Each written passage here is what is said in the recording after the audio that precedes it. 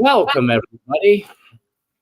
Hi. So, hi, Zane. How are you today? Doing well. How are you? I'm good. I'm hanging in there. We were having a little conversation before we got on. I'm hanging in there. Everything's okay, but it's whatever. So today what we're going to be talking about is developing your intuition, or just talking about intuition and what is it and stuff like that, because there's kind of a lot of misconceptions that I've come across out in the world about what is intuition. And I've seen even more kind of distorted ideas about how to develop intuition. There's not one way, there's many ways, but they kind of lead all to the same place. And, I think we're going to cover those things today. What do you think, Zane? Yeah, absolutely. I love this topic. Intuition is something that's very near and dear to me. I've lived my life from my intuition. From your from your Kushko? Is that where you? Yeah. From my, but more from my Psyche, because intuition's more in the Psyche. Okay. Yeah. Well, we'll have to touch on that. Well, I want to welcome everybody. And before we get started, Zane, if you wouldn't mind, could you open up Sacred Space, please? Yeah, of course. If everyone would please make that diamond mudra. You can make it like this or like this. Usually when I'm sitting, I place my hands like this because it's more comfortable. My elbows aren't out. And just place that around your navel. And just start to take some deep belly breaths. And more than that, notice the energy moving around your navel. Underneath your hands, there's energy that's moving as you breathe in and out. And that energy connects you to everything there is, all of material creation. And especially to the spiritual dimension of material creation. And through this navel, which is how we connected to our mother originally, and how we sensed everything. It was our first sense organ. And it's still our primary sense organ in this reality. Just knowing that. And from it extends millions of threads of spiritual energy that connects you to everything that is. And just notice that. Notice how you are breathing in the exhalation of the plant kingdom. And you are exhaling the sweet, sweet fruit that the plant kingdom needs to survive. Think about that symbiosis.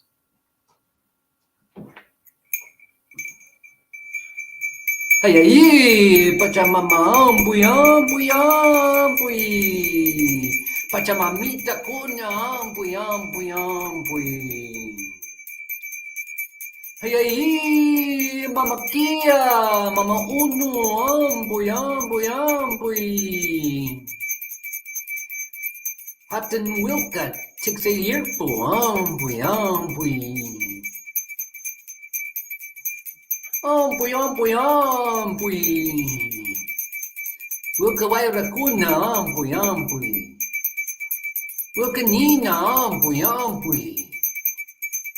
Inti taeta amboy amboy apukona nostakona amboy amboy amboy tekse muhu amaru kon tiki virikocha amboy amboy amboy pachamak paikuna raukuna amboy amboy amboy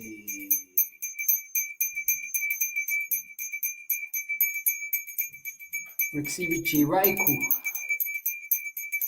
Mishkikita, Sonkoikuta, Futui, Futui, Futui.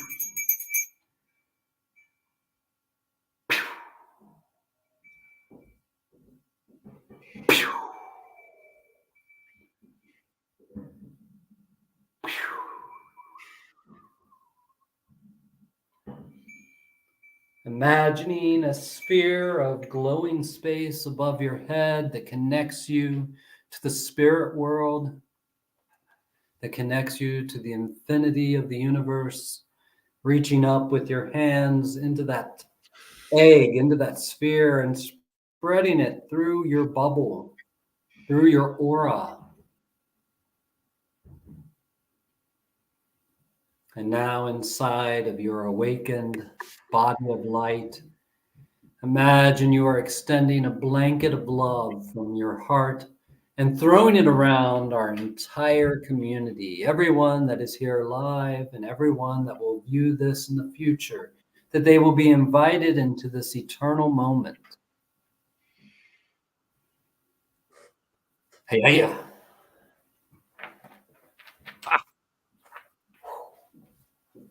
All right, everybody, welcome. We're now in sacred space. Thank you, Zane. Absolutely. So I guess where we could probably start is talk about a little bit about what is intuition. Absolutely, yeah. It's a fascinating subject. It's a fascinating thing. I don't want to just run over the whole conversation here. So if you have something to say, I can. I aimed the question at you so you can uncork it. Okay, well, good, awesome. Sooner or later, you'll stop and I'll start. Yeah, And that's good for me. So intuition is an interesting phenomenon of being in a material body. This is where some people get things a little confused about intuition. A lot of people believe that intuition is your spiritual senses. And though yet everything is spiritual in one way or another, it actually comes more from the physical dimension than from the spiritual dimension. It is a part of our body, and it's a sense of the body. Intuition is actually the sixth sense. It's not the spiritual sense, it's the sixth sense. And it's a powerful way to organize your life. But intuition is related to our instincts. Just like when you see an animal and they just know to run or to jump at a moment, that is their instincts taking over. And one of the follies or one of the problems people get is they think intuition is infallible. And it's not. It's not an infallible sense. Have you ever seen a cat or a dog decide, oh my gosh, I got to run, and they run into a wall? Or they try to jump and they miss what they were trying to jump at, and they have no idea what they were running from? That's because intuition, sometimes our wires can get crossed. Sometimes we can misread the signals. It takes a while to develop intuition. It's not something we develop like that. Like I have a real close friend who's also a student of mine, and he likes this saying, you know when you know what you know, or how does he put it? You know that you know that you know. That's how he says it. Mm-hmm. And and he tries to explain it that way, and he simplifies intuition to a great degree, because some people's intuition is off because their instincts are off, because of things in life. And when our instincts are off, our intuition cannot be fully trusted. It can help us sometimes, but it also can give us a lot of miscues. Another thing in developing intuition that people take for granted is they think, oh man, I was off about that. I was wrong. My intuition was wrong. And they throw it away and they don't touch it anymore. Well, intuition is a different side of us. We have two sides. We have the intuitive, which is also the imaginative, and the creative. And then we have the analytical. Now, the analytical is a negating machine. That's its purpose, is to say, no, no, no, no, no, no, no, no, no. That's different than this. That's different than that. Oh, this isn't what it felt like last time. It must not be right. So that's, and our analytical side cannot touch intuition and cannot develop intuition for us. We cannot reason our way into intuition because it's a feeling sense, not a intellectual sense. And because of that, how many times have you been balancing your checkbook and you came up with the wrong figure? How many times have you been sitting there and you thought you had $20 more in your account than you have? Or you thought, oh yeah, I have enough to cover everything, and you just didn't. Well, did you throw away math? Did you throw away your analytical sense because you were wrong? No, you were like, oh, I made a mistake here. You look over it and you're like, oh, I can clearly see how I made this mistake. Developing intuition is much the same way. You're going to make mistakes. You're going to misread signals. It's not going to make sense sometimes, and that's okay. And you have to cut yourself a break. Now, when you are on, and you're setting anchors this whole time, while developing your intuition, you're setting anchors. And eventually you start to know what a on signal is and what an off signal is. And when you start to really get into that realm of intuition, your intuition starts to become more powerful. It starts to become more reliable. Doesn't mean that you won't get something wrong from time to time still, because we are fallible beings, and that's okay. That's part of our beauty, is that we are fallible, and we can make little oopsies and things like that. And that's something beautiful about us. And so you have to embrace both when you're right and when you're wrong with your intuition, because you're setting anchor points inside of your consciousness to understand it. And intuition is not like a spirit speaking in your ear saying, hey, you better not do that. When you get that much information from intuition, something else is informing it. It's not just you. It's not just your intuition. Now it's being informed by story. Now it's being informed by limited beliefs. Now it's being informed by things that we wish. And that's another part of intuition and developing it. There is false intuition, where certain thought forms you've created hijack your intuition and use it to promote their agenda. Now, they're you too, but they're not the you want to be. They're the you you're trying to elevate from. And as they were set there for a purpose. And I don't want to get too much into that, because then I get into trauma and how trauma creates spirits, and how those spirits are, why those spirits are there. And that's just a whole other subject. But I think that's a good little beginning point here. Yeah, it is. It's a good beginning point. So if I were to describe my experience of intuition, how would I say that? I would say that I experience it as a neural connection that's beyond my body. That's how I kind of understand it, or how I feel it. It's almost like a bunch of electrical wires come off of my nervous system and connect out into what I perceive as space around me. And it kind of can sense things, that sixth sense you were talking about, which can inform any of my other senses, including my vision. So it can inform my senses when I'm picking up in that kind of radiant field. And so I've noticed that you can modulate it by different ways of breathing, or just, changing your frequency. If I can, you don't really, for some of us, we don't have to do anything. We're developed to where we can just change the frequency at will. But changing the frequency changes the sensitivity of how I'm sensitive to that nervous system, to that neural connection into the field. And it's constantly developing. It never stops developing unless I don't give it attention. If I'm not giving it any attention, then it's not like it really atrophies. But then again, I don't know. I haven't spent a long time away from using it to be able to say that, to really say that. And then you're right. There's definitely times where the frequencies that come through this living field come into you, and you make the wrong decision because it brings the feeling triggers some sort of thinking that begins to happen. And like we were just about to go down the rabbit hole, there's a lot of reasons for that. There's a lot of things that can happen there. But I also, for me, I look at it as it's not always that my intuition's wrong. It's that my perception or the way I took it in is wrong. And like how you were saying, just putting it down, throwing out the baby with the bathwater, getting rid of math if you have some sort of issue with math. I like to wait a lot of times my intuitive hits, if they're off in the present moment, right when it's happening, I just hold back and I just wait. Because usually what it is, it's some sort of echo. It's because, and where I'm getting the information and frequency from is outside of my perceptions of time.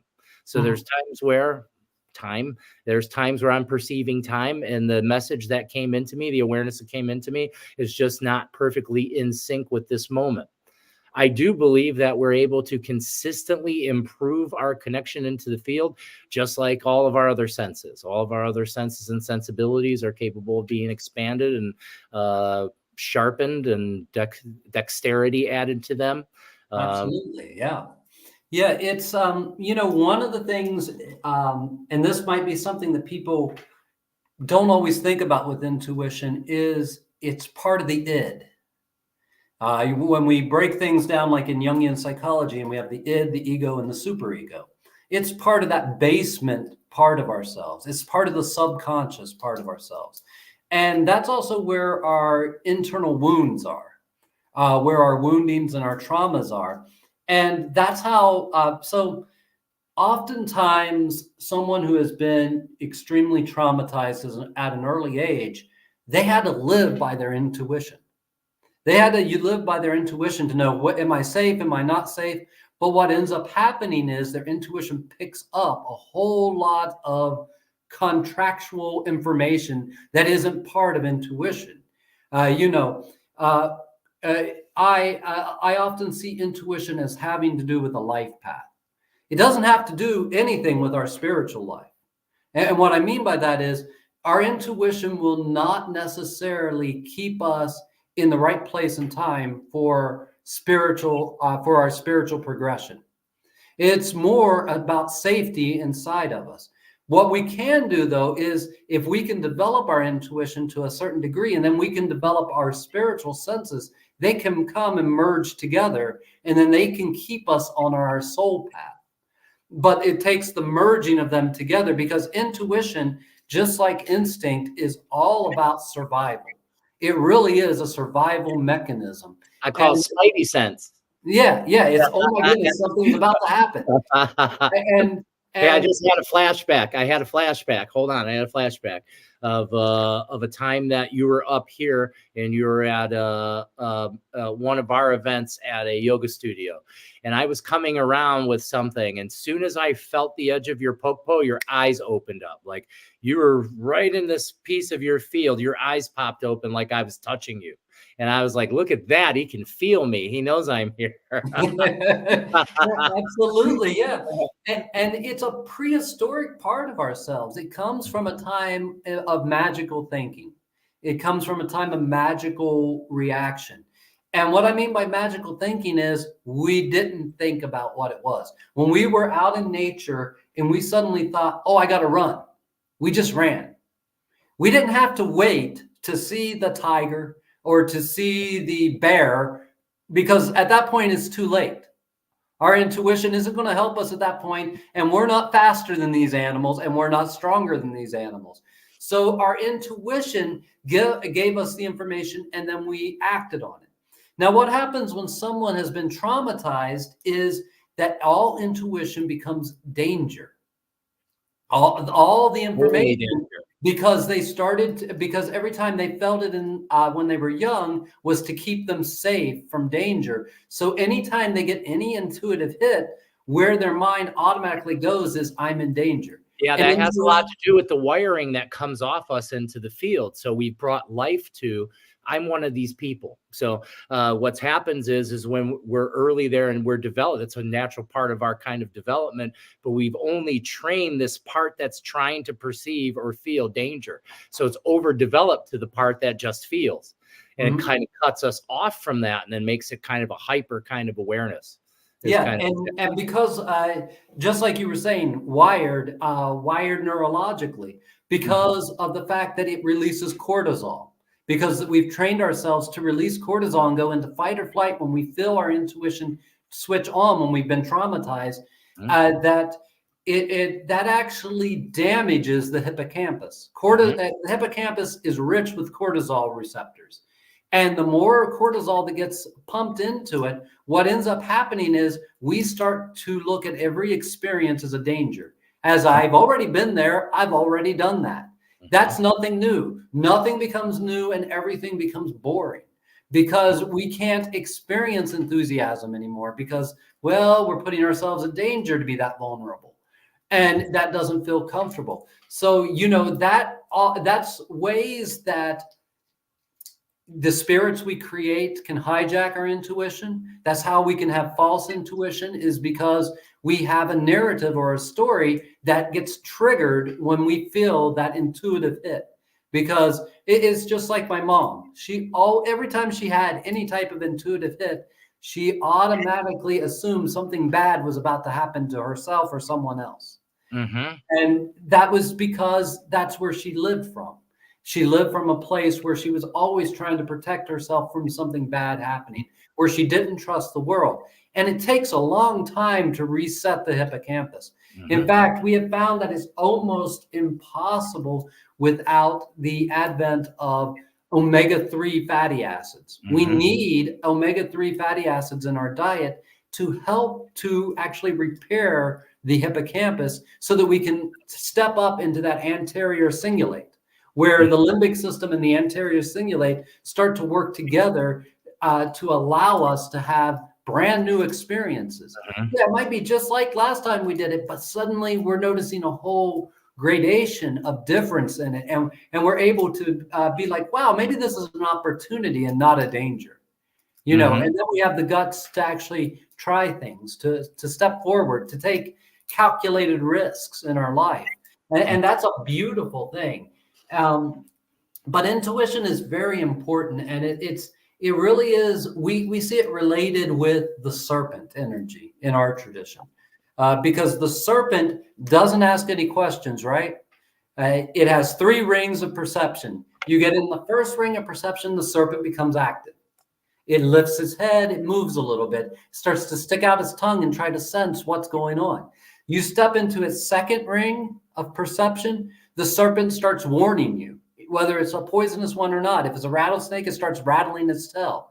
That rattle is not to say, oh, I'm going to get you. That rattle is to say, hey, I'm here, and I know you are there too. And that's intuition, that's instinct. And then if you step one more step into their area of perception, they're not going to use a higher brain function to say, is this danger or not? Their instinct takes over and they strike. And that's how intuition works too. It is a mechanism of our subconscious mind, and it's wired straight into our nervous system. Mm-hmm. And we have to really do work to elevate ourselves so that our intuition can be more than a warning system, so that it can become something that is also a alert system to an opportunity. So that when we hear of an opportunity coming, we can go, hey, I think that might work for me. I think that might be a good thing for me. Mm-hmm. Now, I might not have thought that yesterday, but maybe it is a good thing for me. Maybe I'll try it out. And you know, but until we heal that damaged brain circuitry, it's really hard for us to see opportunity instead of trauma, instead of danger, you know. Mm-hmm. Yep. Going back to the hippocampus, it's something I love to talk about, is the damage to the hippocampus and things you can do to kind of remedy and help that. Because like I was stating, I was one of these people. I'm aware of completely everything you're talking about what's happened, the cortisol issue, everything coming up there. One of the most powerful things I found are certain types of supplements that improve blood flow. Like, so for myself, what I used to improve the blood flow in my brain was some L-citrulline, some omega-3 fatty acids, lion's mane mycelium. What else did I use? Niacin. And then, of course, very structured types of diaphragmatic breathing that push blood, lymph, and cerebrospinal fluid into the brain. You're pushing a bunch of nutrition into the brain. Also eating proper nutrition, things like that, putting stuff together. So feeding your brain these things and then doing things like probably what we're going to talk about. There's most of these practices is how you develop your intuitive senses through mindfulness and meditation, taking time to listen to your gut, to be quiet, to be sometimes even in, you know, solitude, being in deep solitude. For some people, it's journaling or staying open to new experiences, learning to let go of things that no longer serve you, educating yourself, you know, finding trust in new forms of intuition instead of when it's just saying, hey, watch out for that. Like, oh shit, I have a hit coming in. Something bad's about to happen. Now starting to, when the things come in, oh, something beautiful is on its way. I need to pay attention. I need to open my attention because something's here. Absolutely. So those are the things that begin to heal that brain and have us be able to move more energy through it, opening up things. Yeah, it absolutely is. And it's being able to step into those higher brain centers It's not really, the intuition is sending the same information. It's just that the perception of that information changes and it gets filtered by our imprints, we call it in our tradition, but by these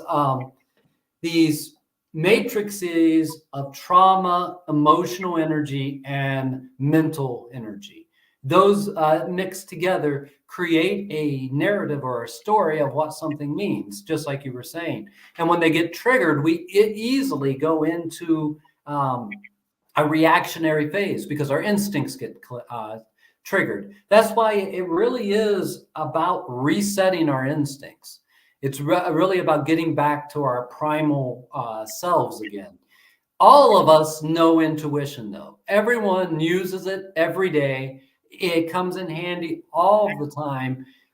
Just how much we notice that that's what's coloring our lives or what's making us make a rash decision. And usually, especially with pure intuition, when we're not talking about developing the spiritual senses and using them in tandem with intuition, intuition usually has no intellectual component to it. It's like I'm driving down the road and my body just turns the long way. It turns the way that's going to take the longest to get to where I'm going. And I have no idea why. And when I start thinking about it, I might be like, why am I doing this? Why do I want to go this way? This is a bad idea for me to go this way. It's going to take me 10 times longer to get there. But if you never know why your body reacted that way. It might be danger, or it might just be that you're going to see something really beautiful and it just really craves that sunset that you're going to see if you go this direction. And that's medicine that you need, because we are photosynthetic beings. We need the light of the sun. The light of the sun actually comes through our eyes and goes back into the pituitary gland, and it starts to activate it. And because it is an eyeball, it's an underdeveloped eyeball. There are photoreceptors on the gland. And so that tells us that we need sometimes bright enough light that it actually penetrates and reaches the brain to awaken certain functions within us. Yeah, it opens up the melatonin movement through the pineal gland. There's lots, even just using natural light, candlelight, fire, all the things that kind of attract us normally. Those are really powerful tools that now science has caught up and are able to show how it affects the brain and the systems of the brain. I just want to let everybody know what we're here talking about intuition, and we're going to probably step next soon into how to develop your intuition. So I want to leave the floor open for anybody that has any comments or anything they want to share. And I just want to shout everybody out that's here. Hi, Magic Mike. Hi, Tom Thompson, Tom Shuck, Tachi Navarro. Hi, everybody. I'm glad you're here. Hella Quick. I love Hella Quick. Welcome, brother. Awesome. Yeah. So I was going to say something like, I do feel like the signals have changed, but it's because my development moving out from me has changed. So I do pick up different things that I couldn't even sense before. They weren't even sensible kinds of feelings to me. So I do definitely get a much deeper, richer volume of information now when I'm open and connected into the field around me, or even just when I'm kind of still and my standard kind of intuitive senses of what live. It's like, for me, like I can turn it up some, like I can turn it up. It's like trying to go shh and listen. It's like, but I don't have to do that, but it's kind of like that. And then I can feel everything around me like it is me. I can feel the sensations of walls and floors and ceilings. And absolutely, I am it. And so that's continued to slowly grow. So even when I do like exercises with some of my students, we'll do exercises where we're very quiet. And I'll start to give you the suggestion to touch the walls with your spiritual hands. Put your hands out, touch the walls, feel the walls with your elbows. Can you become the walls? Can you feel their texture, their temperature? Do they have a vibration? Can you feel them? And it's amazing how the more we practice that, the more we can become aware of everything kind of around us through that field.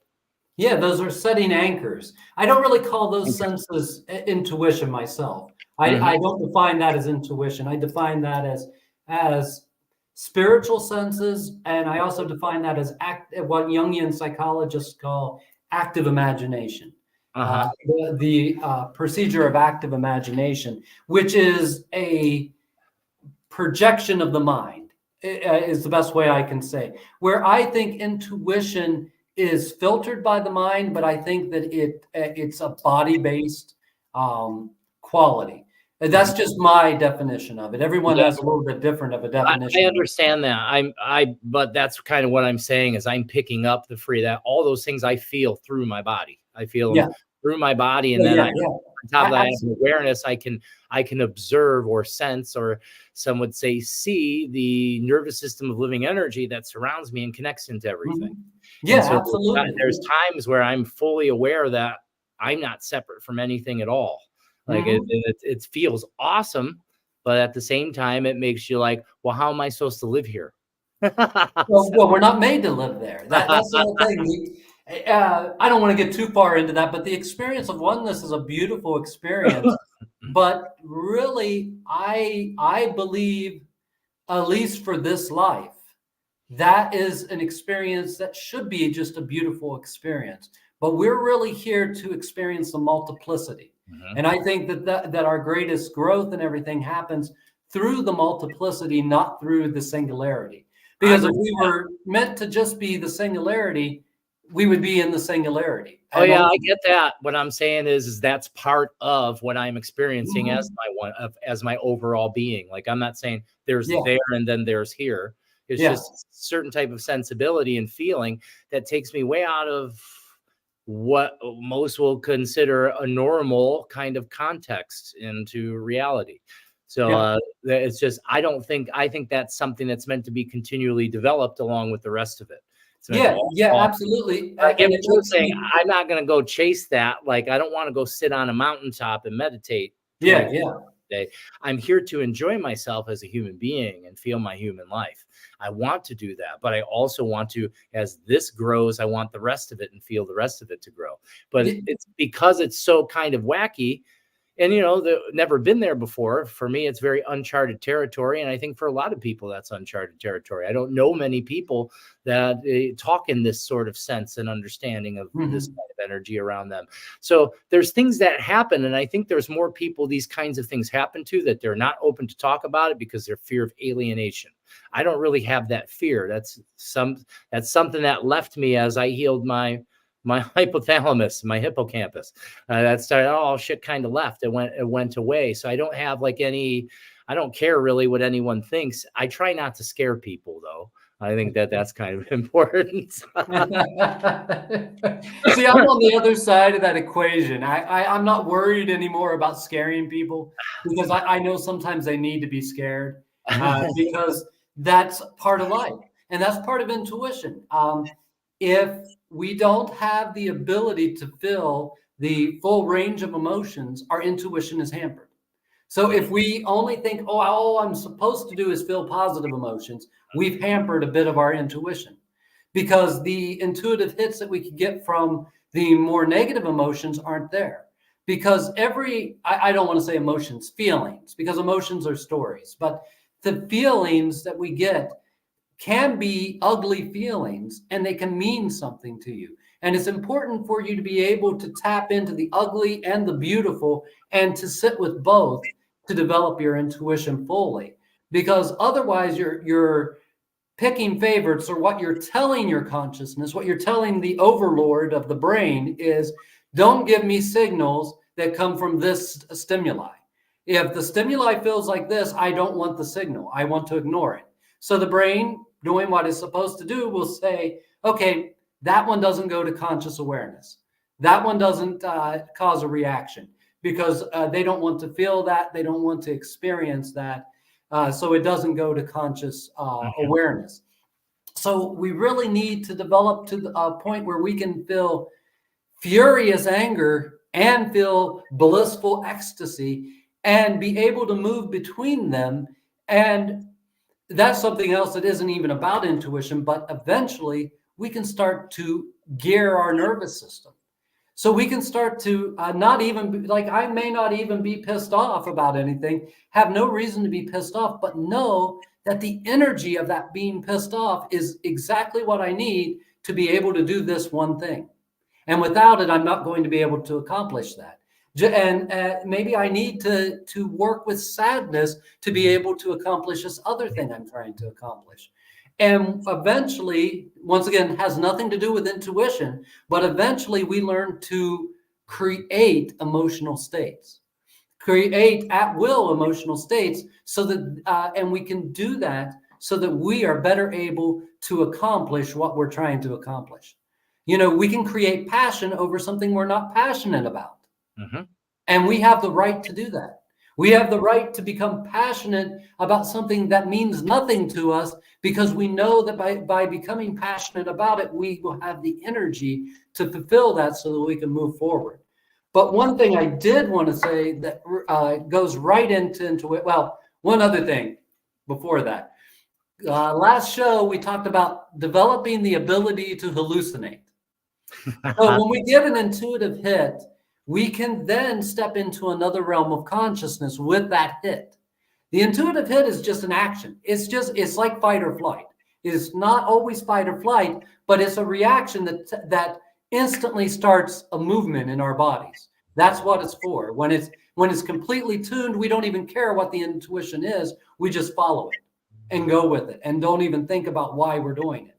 But when we want to understand something, we're tapped. All of these things are morphic fields of information.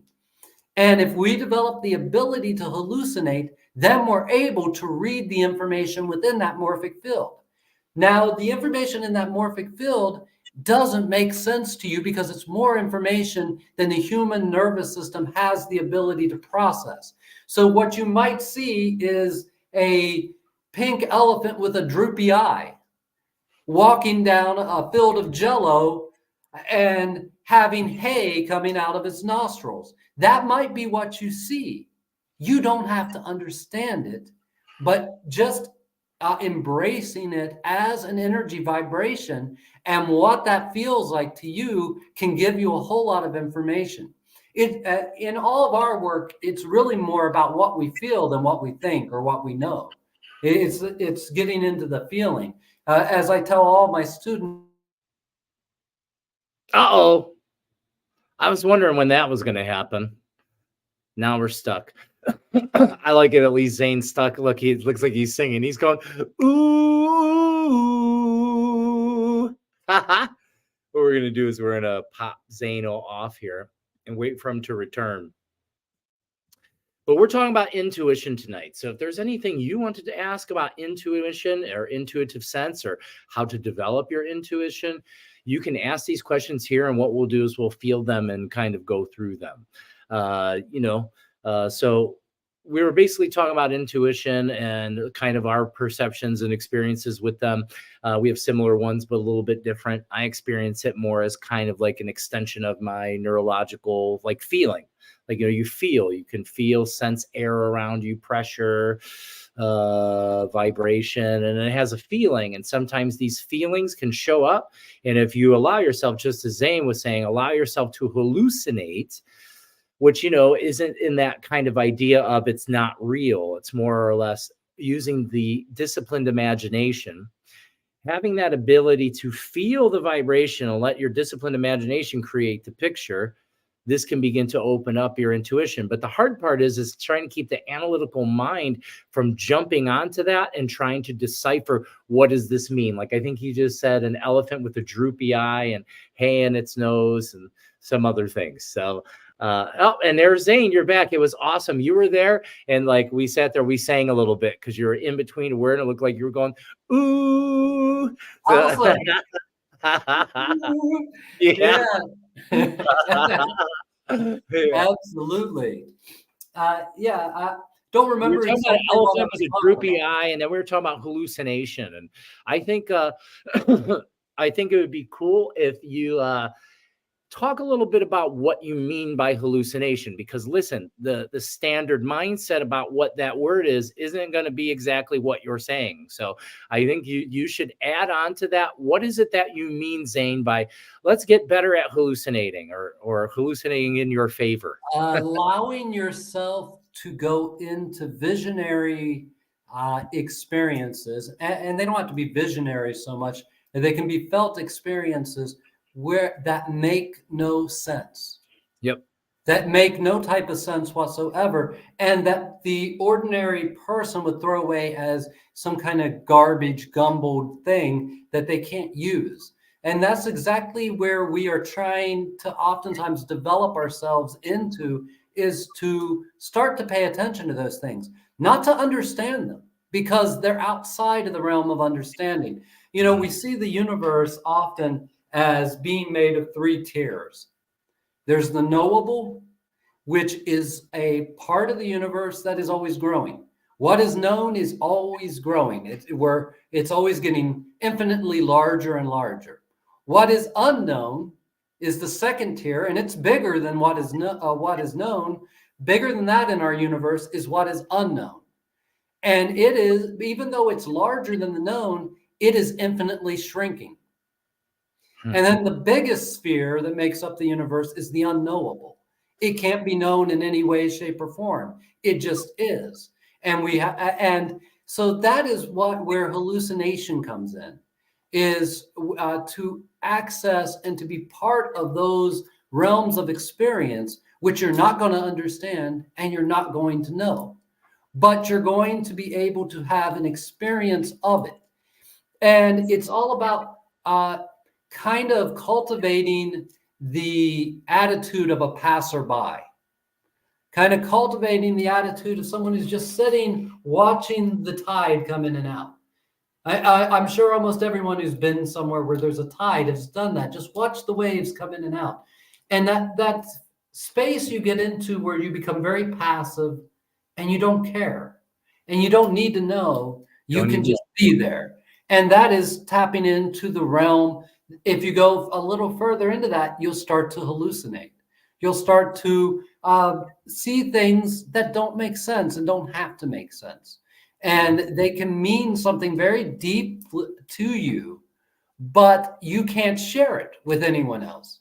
You can't say, oh, I had this and it meant this. And isn't that awesome? Because it makes no sense to them. It's something that's nonsensical. It's just like the medicine of absurdity.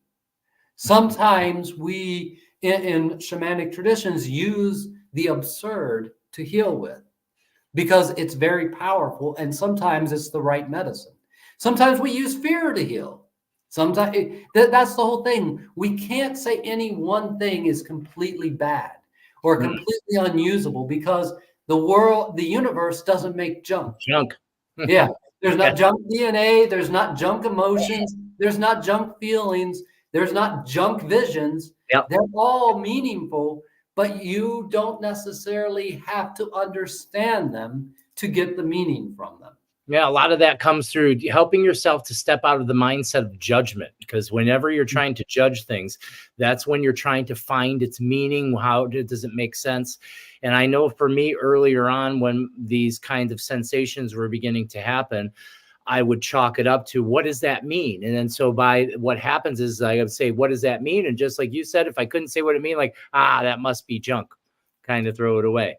Whereas now it's more, I don't care what it means. The vision, the feeling, it's basically how I would describe it, as the feeling creates an ability for your mind to create vision, to open up into this form of vision. And it doesn't have to make any sense, and don't try to make sense of it. Just pay attention to how it feels. Just allow yourself to feel it. And then just as you were saying, exactly, it does, whatever it is it feels, that's for you. That doesn't mean you have to try to translate it into a language that someone else understands, because they may not understand, because this may be only inherent just to you and only makes sense just to you. And as we step it down into the translation, we oftentimes can, not always, but can lose the meaning, because the meaning can't be known. It can only be experienced. And that's what the mystery schools of the ancient Europe, all the way through India, that's what they were really teaching people how to do, was to tap into these things. And it didn't need to be concrete scientific fact. We've become drastic monotheistic materialists. Science has done that to us because it's our new religion. And it has taken us into a new dogma where if it's not mechanical and it's not material, it's not real. If it Even quantum physics. If it can't be explained by a PhD from Stanford, then it's not real, right? That's and what do they do when scientists are doing their when they're computing their mathematics for a thing and it equals infinity or it equals zero? What do? They create a new mathematical formula because infinity and zero cannot be scientifically feasible. So anything that equals those two numbers, they go, oh, this isn't going to be taken serious unless I redo the math to make it equal at least one or some other number. It can't be zero and it can't be infinity because neither of those things exist because there's no beginning and no ending. And we're rash materialists. We're reductionists. And we reduce everything because our culture has taught us to do that. We reduce everything to its what we think is its lowest common denominator. Even quantum physics, we reduce. Quantum physics is only taken serious because we look at it as a mechanical model of the universe. We're still dealing with particles. We're still dealing with something that's not infinity, and it is not zero.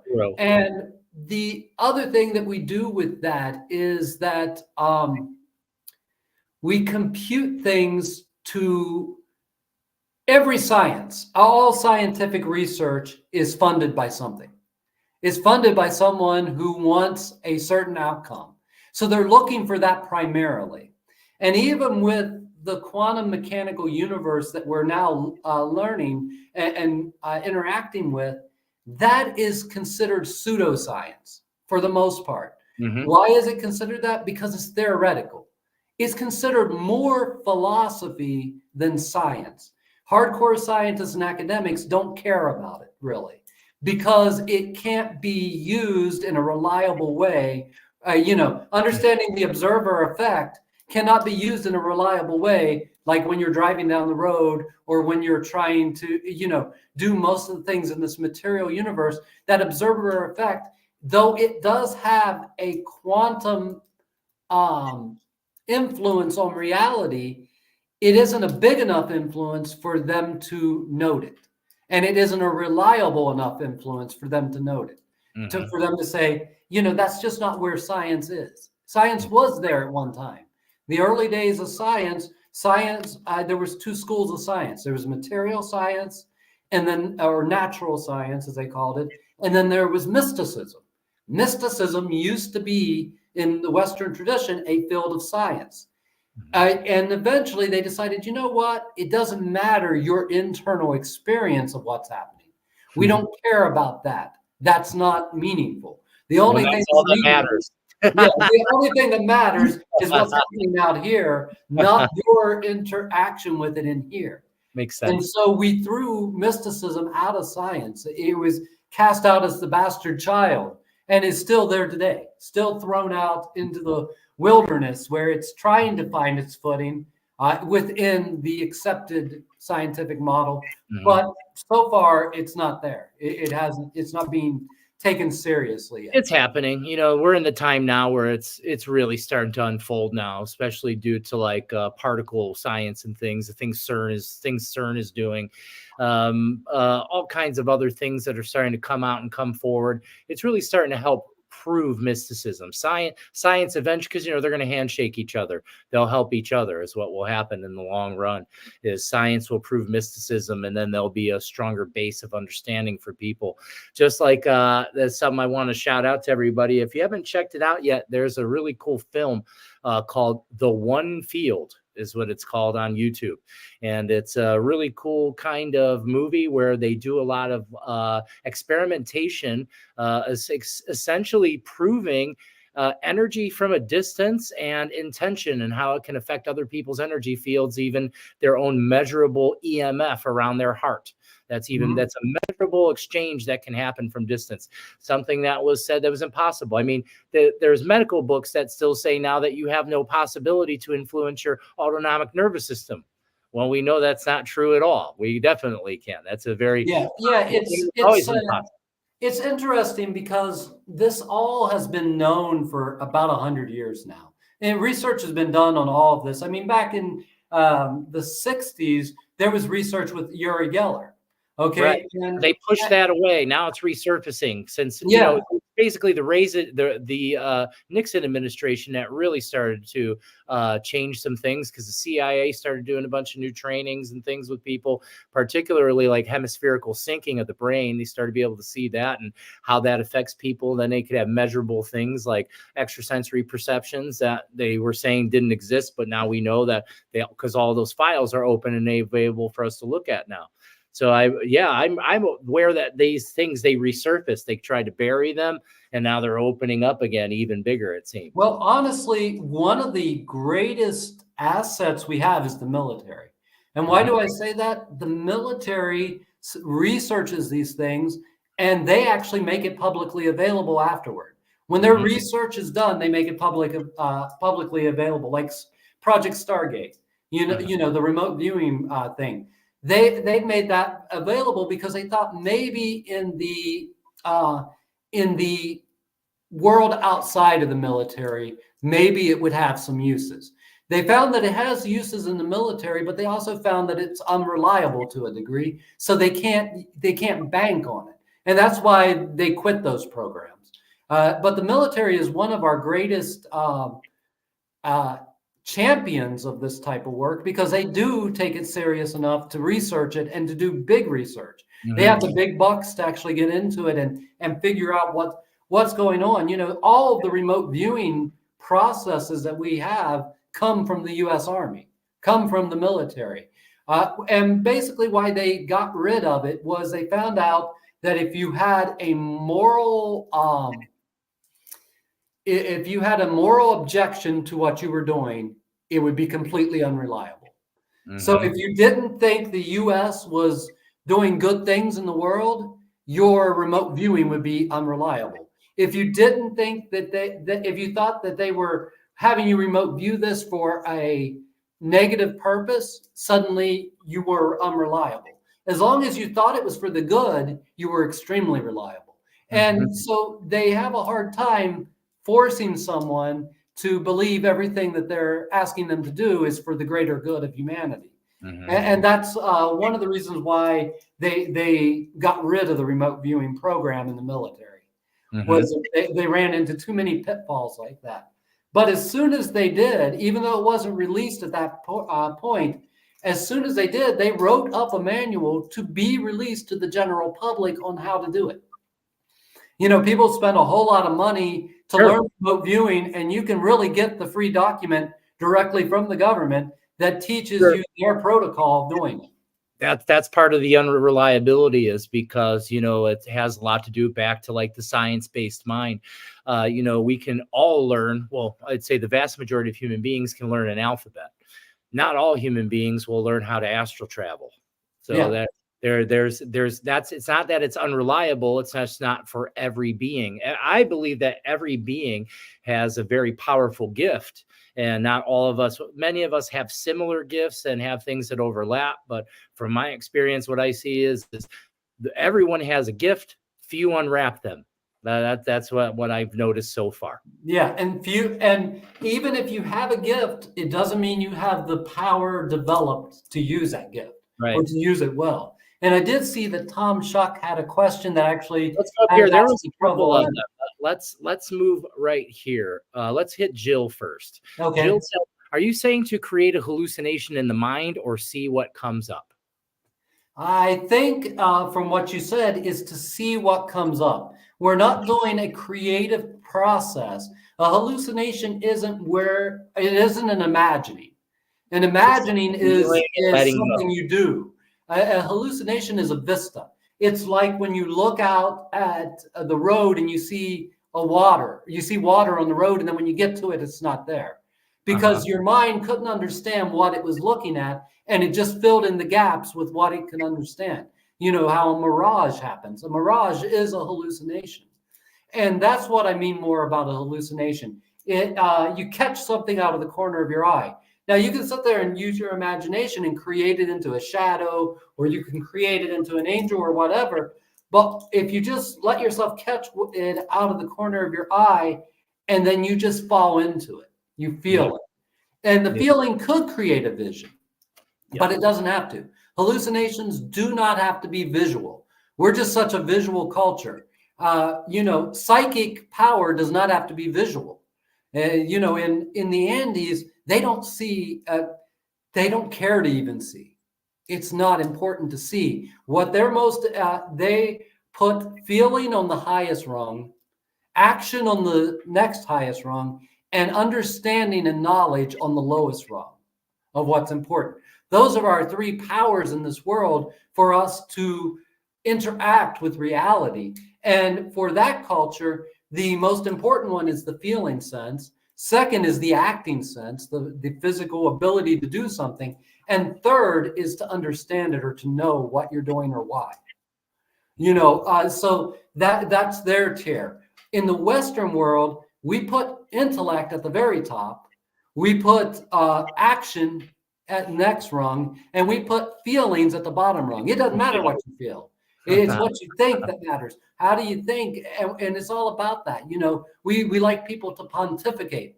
And I've said this before. I'm not sure if I said it in this call, but my teachers rarely pontificate. Right. They rarely communicate. They do something and say, now you do it. Mm-hmm. And you say, how? And they go, the way I did it. Well, can you break that down? I don't have to. You saw me do it. Just do what I did. Mm-hmm. Well, how's it work? I don't know. It just is this way. Now I being a Westerner and raised in the West, I have the ability to be what we call a chakaruna, which means I can bridge the gap between those two cultures, where I can bring that into the intellectual realm and I can make it an intellectual teaching so that I can reach the West. Because the West, most of us can't be reached without that. I could because I was born intuitive. I was all about my feelings, and I didn't really develop my intellectual sense until about junior high, late junior high, because it became a power that allowed me to win over people and manipulate people really easily. And it brought all kinds of things with it. It brought very cold intellectual ability. I was able to burn anyone on anything they said, even if I agreed with them. And that made me a celebrity. That made people love me. And I was a battle rapper. Yeah, I was sarcastic, and now I don't even know how to be sarcastic. I lost that ability because I wanted to, because it started to drain my life. That intellectual way, that cold, rational way of looking at life, it drained me because that wasn't normal for me. For me, it really was all about feeling. But because I was raised in this culture, I'm able to kind of bridge those two hemispheres, to bring information from that other realm that isn't translated into understandings of metaphysics and things. And I can, because I understand something of metaphysics, I can apply it to that. So I can reach those people. Create a map. Yeah. So I think in a way that kind of self-explains itself, because even when you're saying, are you saying to create a hallucination? Well, I don't think you can create a hallucination. That would be imaginations. You're creating something, whereas a hallucination is you're allowing something. One of the ways I think this will clear it up. A imagination is a communication to the divine. We communicate to the spirit world through our imagination. A hallucination is the communication of the spirit world back to us. It's what happens when we're passive, not active. Right. When we're actively doing something, we're not hallucinating. It's a mechanism of being passive. You have to be in a passive state. Even the hallucinogenic drugs, they put you into a passive state where you can hallucinate. They pacify the mind to some degree. They scramble the senses so much that the analytical intellectual mind cannot operate. It gets numb. So you have to go into that creative mind to be able to interact with your world. And of course, as I've said a million times to people, these hallucinogenic plant teachers are for those who are already enlightened, not a path toward enlightenment. And I can't stress that enough. I know so many people who have gone into the jungle and have taken ayahuasca and stuff and maybe felt better for a while and then came back completely fractured and had Yeah. a hard time re-assimilating. And it's not because they reached such a high level, it's because they were traumatized. Because it's very easy to get post-traumatic stress disorders from hallucinogenic plants and hallucinogenic substances, and to not even know that you were traumatized by your own consciousness during it. Yeah, I go into that kind of stuff a lot because there's also some things that happen when you get the left and right hemispheres of the brain talking where they don't normally talk. This opens up new neurological pathways that didn't exist before. So what I see in my work, and I actually worked with a gentleman recently that's had over 75 ayahuasca journeys, 75. And I said, man, how many did you think you were doing? It's like, I don't know. I thought you just keep going kind of thing. Like, no, it's a teacher. It can help. What it does is it gets your brain communicating in a new way. And the only way it really works out for you is if you integrate the information that's come into you, if you're taking the change and then applying it into your reality. But that's not what I see. Most of the people I see using psychedelics, I don't believe you have to use them in any way. I think they're very helpful for freeing a Western mind. I rarely see them used properly because it's the integration that's first that needs to happen with most people, is having a really good kind of pre-education about what they are, what they do, and how it affects your brain and kind of what goes there. That's really important instead of just jumping in. Oh, ayahuasca, Billy did ayahuasca, I'm gonna go do ayahuasca too. Yeah. Billy looks happy and I want to be happy too. So instead of it being that way, really understanding, learning a lot about what it is, and then maybe for a lot of people that can begin to change their mind because now they're seeing it in a new kind of different way. And then having proper ways of administering the medicine. And then hands down, the most important part is integrating that medicine, integrating the neurological change that was facilitated during that healing journey. Otherwise, those pathways begin to crumble and distort, and you end up feeling worse than where you started because just like you said, you're cracking open some things that you couldn't see before. And on top of it, maybe reintroducing some new wounds during what's happened because maybe you didn't have a proper facilitator to help you move through those modes. Yeah, and we have distorted that tradition. The ayahuasca tradition is distorted now because of money, because them wanting to be able to have a better quality of life. One, it enticed a lot of people who have not been properly trained to start up the practice. Two, it changed the way it's used. We in the West have created this idea that you reach enlightenment through ayahuasca, and you don't. It's not what it's for.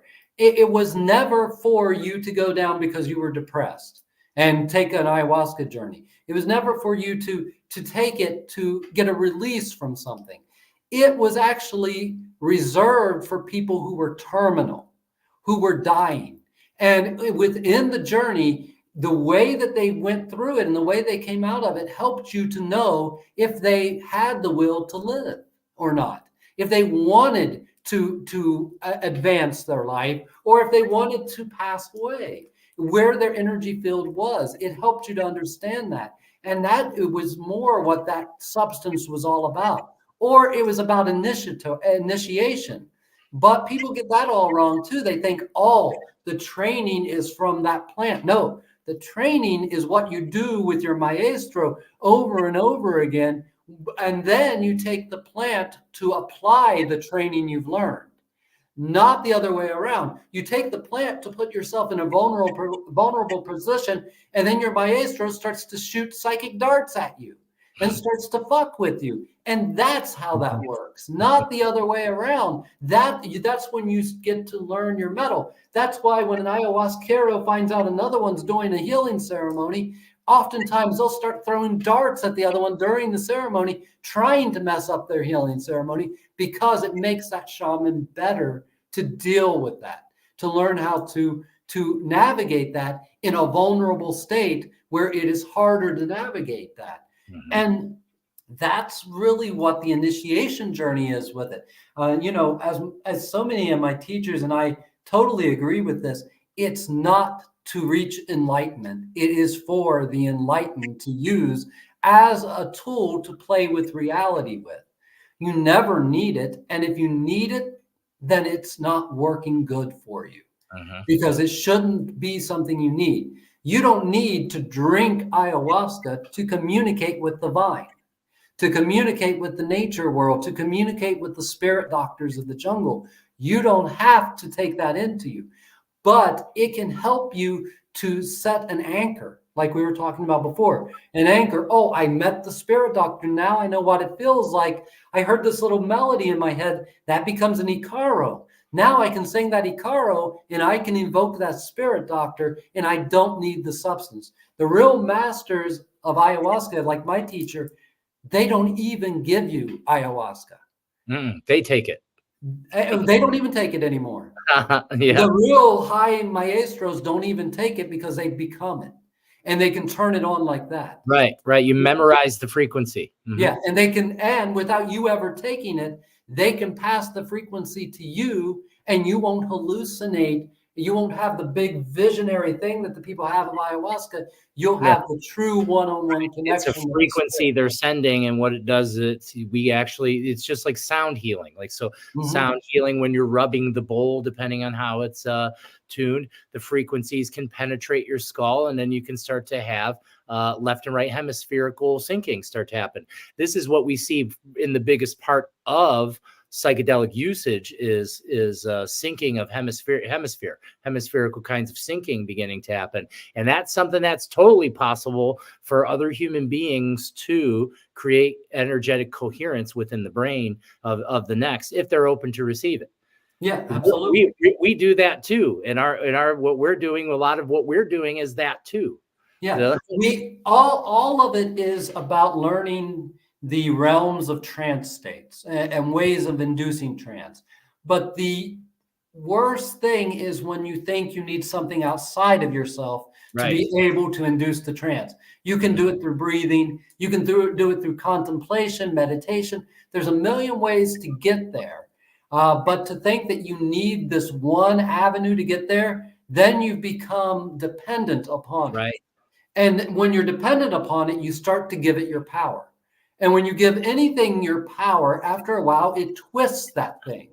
It twists the relationship because there's an unbalanced power dynamic. Yep, you've become externalized. And once you're externalized, you've lost the power to change.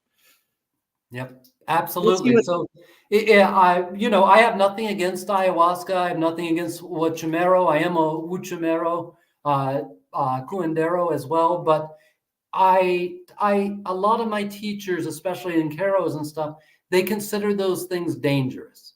They say the dangers outweigh the benefits of them, and so they have other ways of entering those states. You don't need that. Well, us Americans just don't care, Zane. Well, we just want an experience, Yeah, right. Tom says, does it help to have an intent when visioning? For example, I want to meet spirit guides or astral travel. Yeah. Well, it's always good to have an intent because an intent sets the energy moving forward. But an intent is such a simple thing, and people often get that all confused. Right now, I'm moving my hand back and forth with the power of intent. And that's what we want to use. That same thing is making my hand move back and forth. We don't want to sit there and go, oh, I want to meet my spirit guide. My spirit guide must look like this or that, or what do they look like? Do they have a hat on? Do they not? That is analytical mind. And we cannot fully enter into a spiritual experience through the analytical mind. We've got to quiet that thing down, and then we can enter the experience. Then we can know our spirit guide. We can learn to know it. But we can also, not to throw a bunch of fear out there, but we can also meet false guides in the spirit realm. Just because something's spirit doesn't mean it's evolved, doesn't mean it's elevated. We talk about the dead sometimes, and just because you have an ancestor on the other side doesn't mean, even if they want to help you out, that they're going to have a positive impact on your life.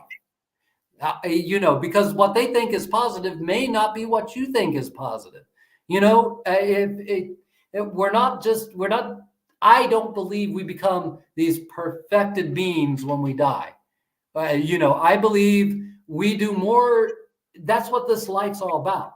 We perfect ourselves so quickly in life.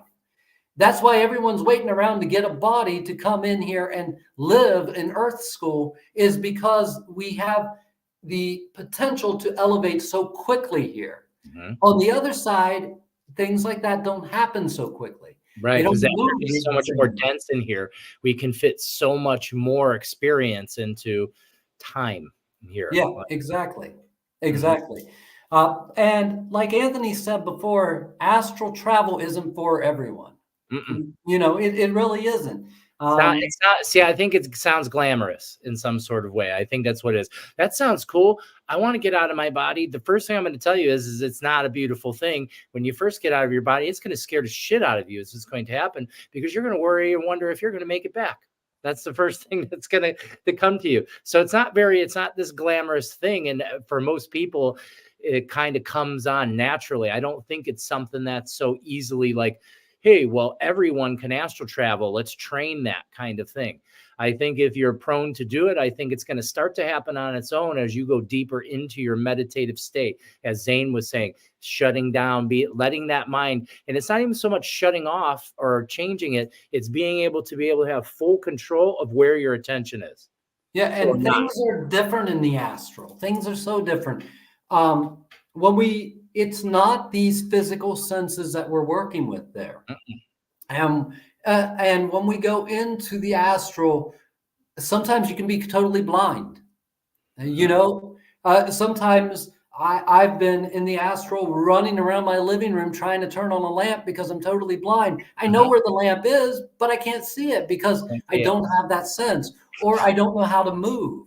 Or you turn around and you see your body lying there, and if you have that experience, if you're really wanting to develop the ability of the astral travel, turn right back around.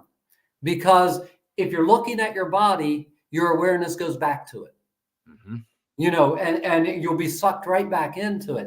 And most people, when they have it spontaneously happens, most of the time, what happens is you find yourself kind of floating up and you smack into the ceiling.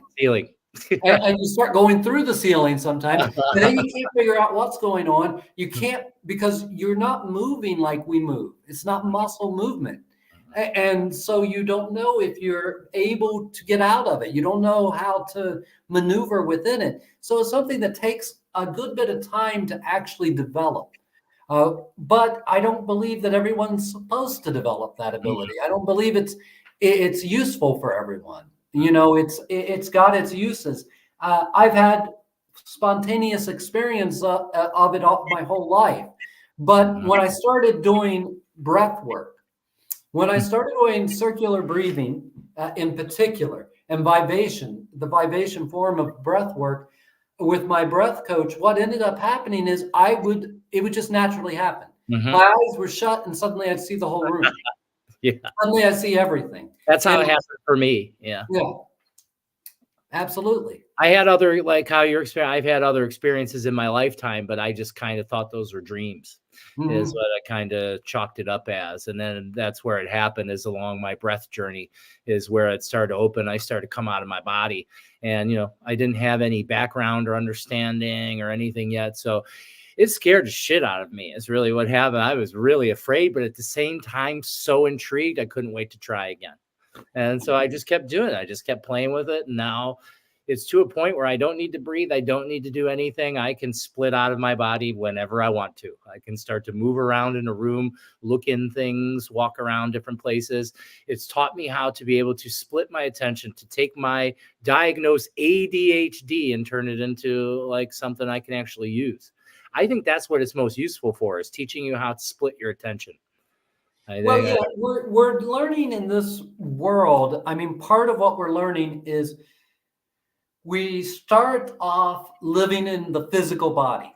And then while we're working and evolving, we start to be able to live in multiple bodies. We have a mental body. We have an emotional body. We have these different bodies that we're able to become more and more accustomed to and learn more and more how to navigate them. and navigate the realms that they are tapped into.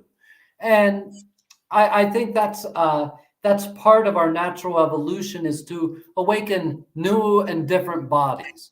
But it's not for everyone to be able to astrally project. And I would say that a lot of people who try really hard to astrally project do it the easiest. They just don't, their astral experiences, they just don't qualify as being astral.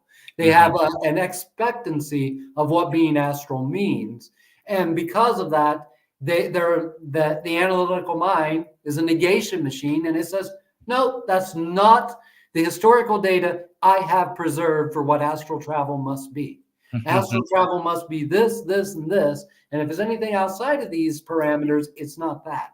And I believe that a lot more people actually do it and don't even know they're doing it. Oh, sure. Or they think it's a dream, or imagination. Like just saying, they chalk it up as something, you know. Yeah. That's still my favorite thing currently, is the mindset that goes, it's just my imagination.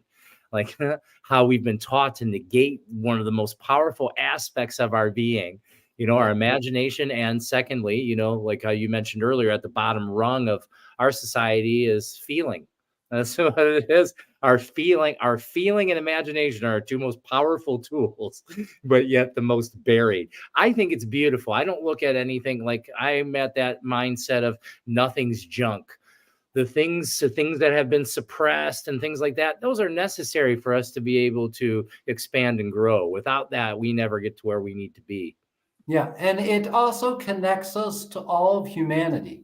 And I really think that's a big part. You've heard me say it a million times. Being a human is the highest thing you could be. What an honor. Yeah, right? Yeah. I mean, I'm not saying it's higher than a snail or a blade of grass. Right. I'm just saying, if you're a snail or a blade of grass, being a snail or a blade of grass is the highest thing you could be, because it's what you were given. It's the mystery of creation that was gifted to you. You have a role to play in the universe as a human. It's not a mistake. You were supposed to be a human. That was supposed to be a house cat. No mistakes. I love how you just said house cat, because when we were talking about astral travel, I was thinking about my big fat kitty Brutus, and he's like the greatest astral traveler I've ever met. When he comes out of his physical body, his astral form is more like a lion. He goes from a 20-pound house cat to like a 1,400-pound lion. Is kind of like what he feels like. And I've known a lot of cats, and they have an uncanny ability. I mean, they live halfway in the astral. Right. Cats that's where their senses are. Now, dogs, not so much. When they notice the astral, and it freaks them out. My dog can see me when I'm out of my body, but he doesn't come out of his. My cat will see me out of mine. Like I'll be like camped out on the couch or something, breathing, taking myself out of my body. My cat will be nearby, and he'll pop right out of his body and start playing with me. Absolutely. It doesn't feel like here, because it's not like a physical feeling, but I get to like ride him. I get to like experience him almost. He almost turns into like a dragon cat. I don't know. Yeah. Oh, I totally get Lots of fun. Because they understand that world, and people wonder why cats are so sketchy and freaky and stuff all the time, and high energy, and they're just always ready to react, and they react to things that make no sense, because they always have a foot in the astral. They're reacting to things there are things in the astral, objects and stuff that don't exist in this reality. And sometimes things are moved around.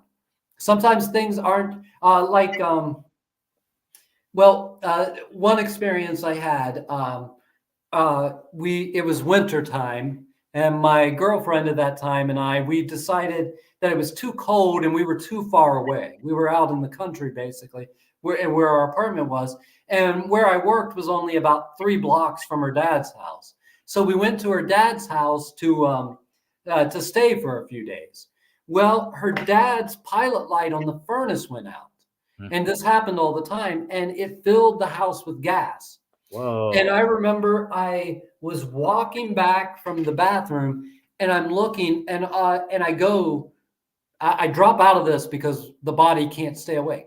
I was just in the bathroom. The gas was all over me. I was breathing it in. And so I walk out, and I have all those little spots you see and stuff. And then all of a sudden I see the reflection of the mirror come off the mirror. Ah, nice. To break off, and I start to see every material piece of reality starting to dismantle. Dismantling in a way, like, the baseboard doesn't fall off the wall, but floats off the wall and becomes its own entity. The reflective surface of the mirror floats off and becomes like liquid and is floating in front of the glass of the mirror. And everything just starts to degrade and fall apart. And my girlfriend at the time said she saw me just standing there, and of course I fell over, but she just saw me standing there spacing out into space and falling, and knew something was up but couldn't tell what it was. Mm-hmm. Yeah.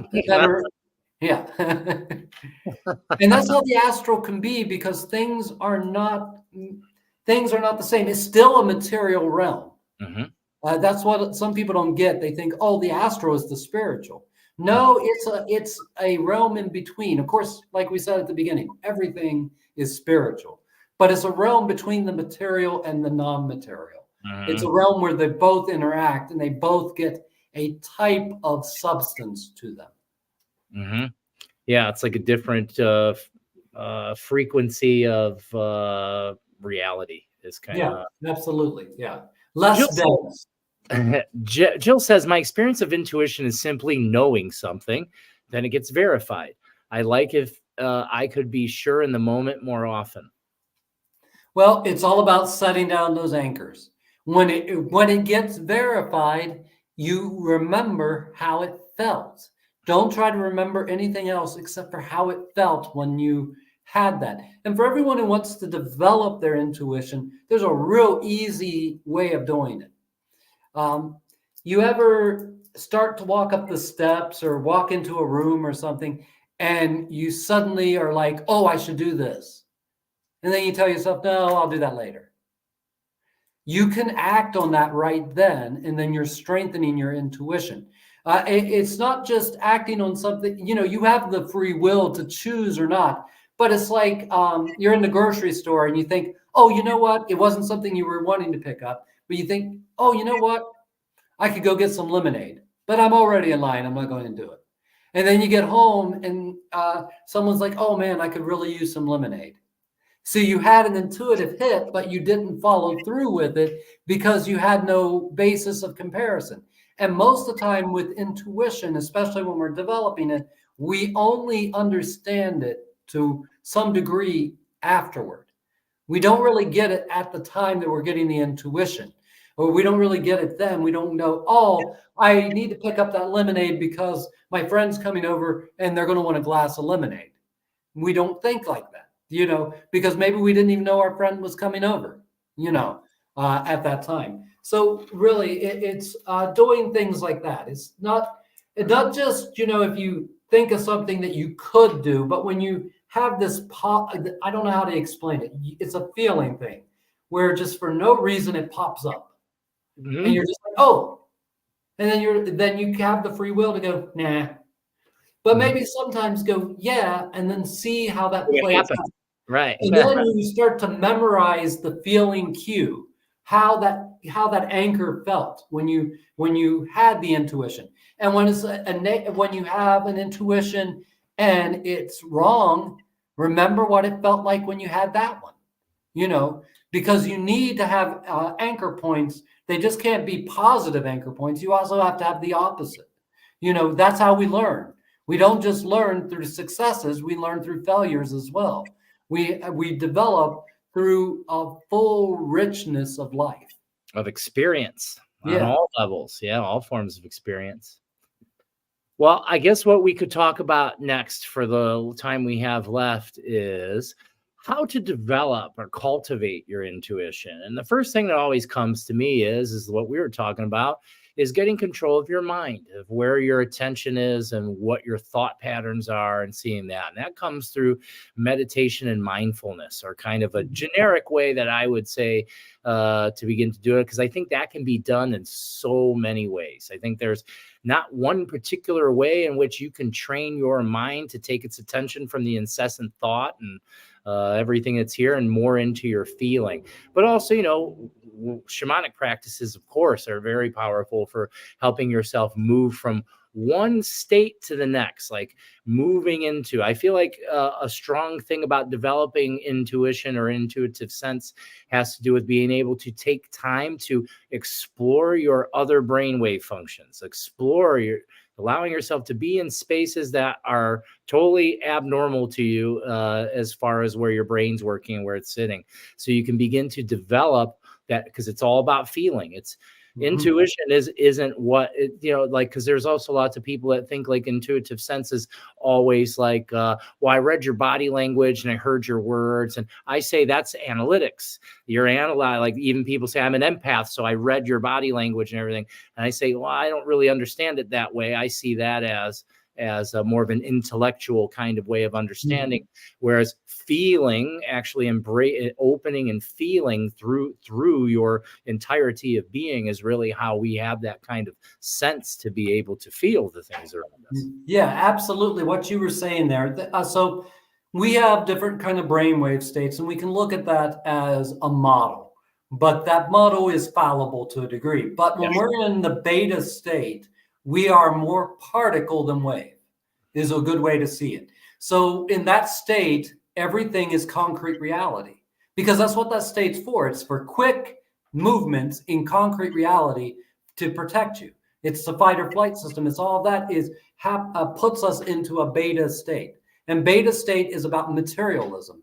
And what we need to do is drop down into our body to really experience our intuitive sense. So I don't like to just give intellectual stuff, because it's just trivia. But I'll give an exercise so everyone can have an experience here, because that's really the goal. So what I'd like for you to do is to really rub your hands together and get them really warm. All right, now place the dominant hand over your heart center. And if you can feel your heartbeat, that's great. Try to notice your heartbeat, or the pulsing through your body of blood. And I want you to start to breathe with me. Breathing in, 1, 2, 3, 4, 5, 6, 7. Breathing out, 2, 3, 4, 5, 6, 7. Breathing in, 2, 3, 4, 5, 6, 7. Keep going at that rate. Breathing in for a count of 7. Breathing out, but don't count anymore. Just, the space now. Elongate your breath. And notice the warmth and the pressure of your hand on your chest. So your awareness is on breathing long and noticing the pressure and warmth on your chest. And now just start imagining that the breath is coming in through your chest, that you're actually breathing in through your chest. And when you exhale, it's going out of your chest.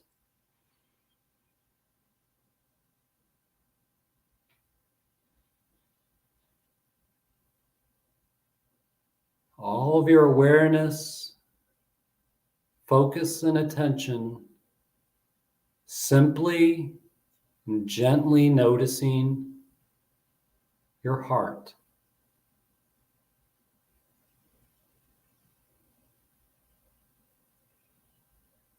If you're not in your body, ask yourself this question: where am I in relation to my heart?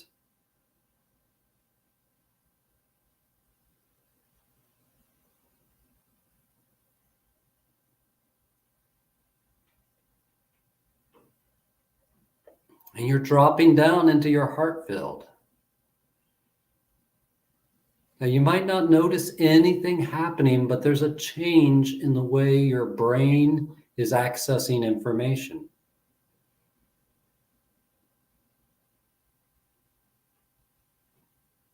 Think from the heart, not from the head.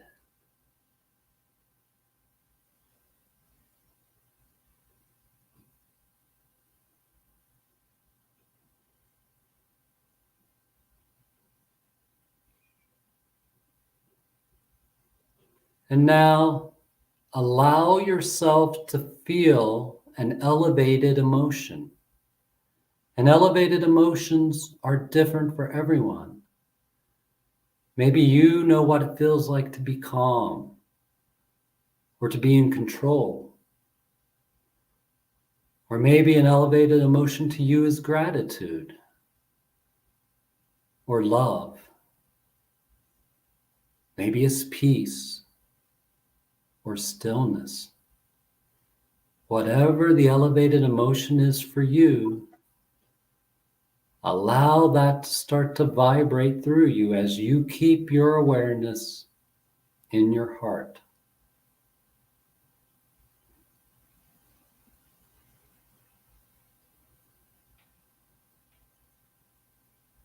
If you can do this for a few moments, several times a day, you will tap into your intuitive sense.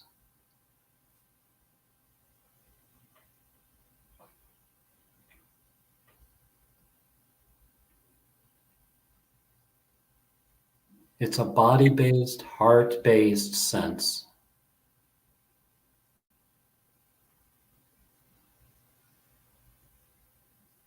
If it feels like nothing is happening for you, awesome. Because that means you're out of your head and into your feelings. And that's where the information comes from.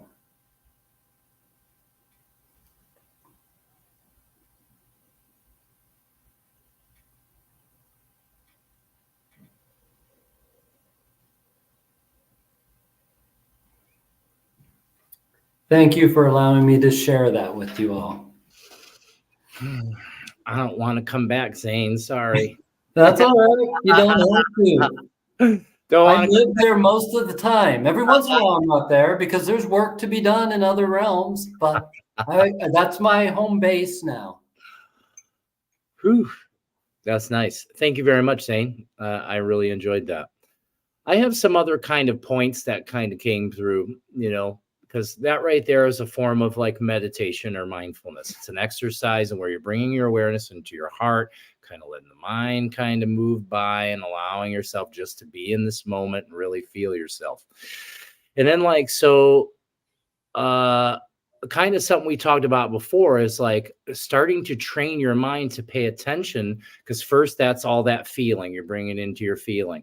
The second step is kind of with that, allowing yourself to become aware of because that's the exercise that's priming the neurology to be able to do it anytime. Like it's just the open. That's just an open way of being that you can just kind of be, and then you can start listening to that, or listening to your gut, when there's feelings or situations that start to happen, and now acknowledging these instances to reinforce your trust in them. So actually acknowledging what you're starting to sense or kind of feel. So listening, that's kind of like what I would say is what it means by listen to your gut. That's kind of how I would say that is. Yeah. It's, from that field experience that we just did, from that, we will intuit a lot of things. But intuiting is nothing if you don't take action. You might have the key that opens the door, but if you don't turn it, if you don't take the action, you'll never unlock that door. So it's about taking action. It's not about thinking about it and then being like, oh, let's see how it turns out.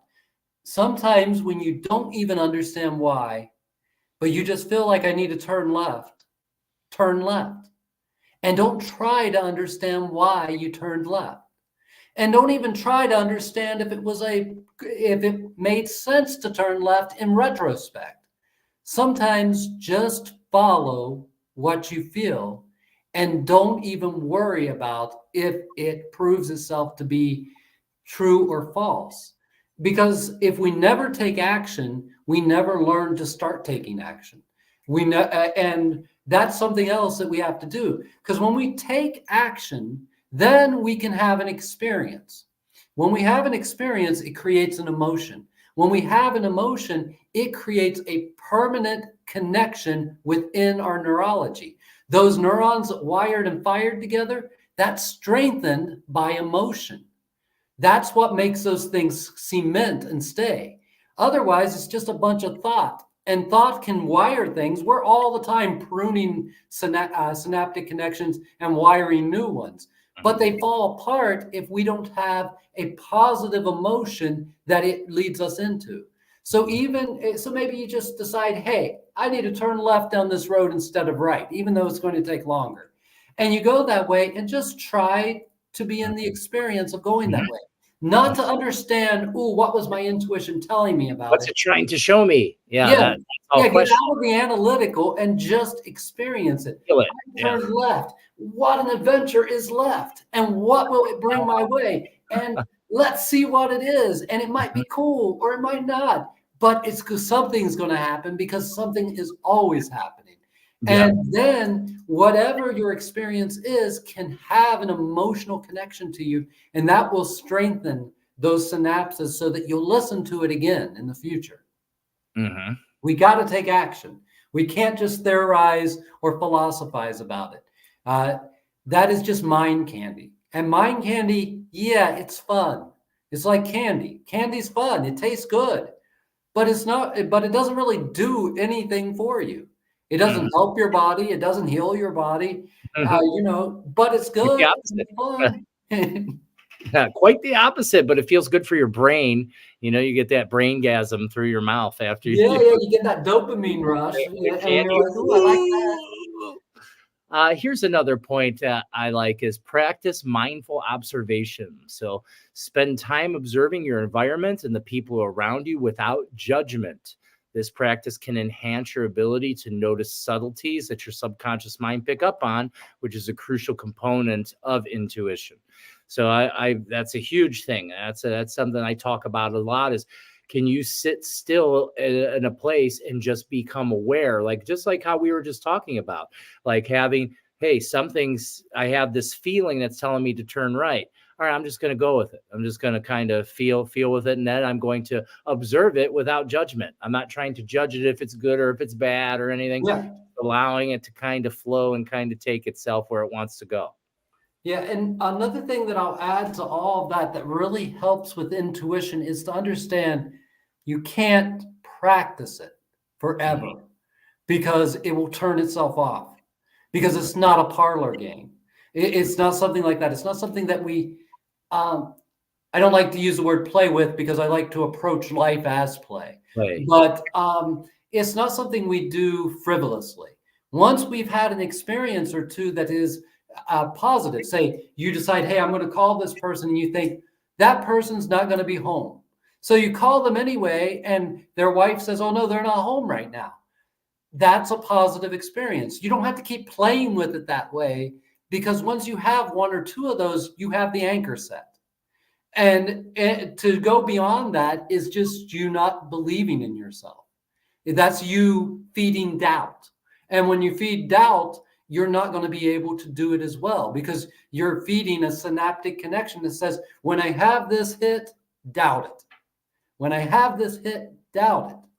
And that's not going to help you develop your intuition, because as soon as you have the intuitive hit, you're going to say, yeah, but I don't know. Maybe I got to see if it's right or not, because we're like that.